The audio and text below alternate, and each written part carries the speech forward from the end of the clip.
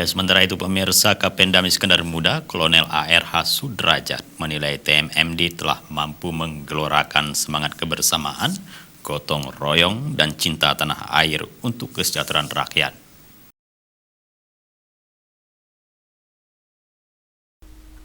Menurut Kapendam Iskandar Muda Kolonel ARH Sudrajat, TNI Manunggal membangun desa merupakan salah satu implementasi dari tugas operasi militer selain perang, yaitu pemberdayaan potensi wilayah pertahanan dan kekuatan pendukungnya sesuai dengan sistem pertahanan semesta.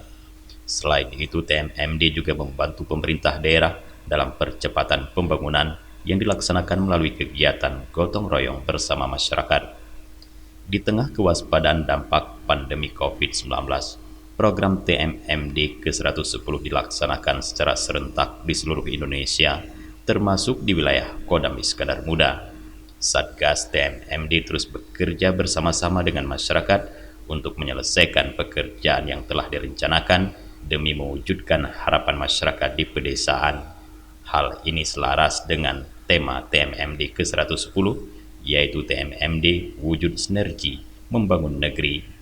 Dijelaskan Sudrajat di kantor Kapendam Iskandar Muda, dengan semangat kebersamaan dan gotong royong antara TNI, Polri, dan pemerintah daerah serta masyarakat, pada TMMD reguler kali ini telah dibangun beberapa sasaran fisik di 3 wilayah Kodim, yakni di Kodim 0101 BS dilakukan pembangunan jalan di 2 desa, yaitu Desa Buang sepanjang 10.000 kali 4 meter dan Desa Awe sepanjang 2.200 meter kali 4 meter.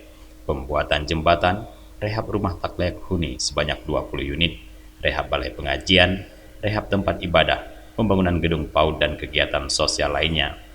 Demikian juga halnya Kodim 011 Biren membuka dan pengerasan jalan sepanjang 10.000 meter, pembangunan gorong-gorong di 11 lokasi, rehab RTLH sebanyak 4 unit, pengecatan balai pengajian sebanyak 5 unit, pengecetan pos kamling 1 unit, dan kegiatan sosial lainnya.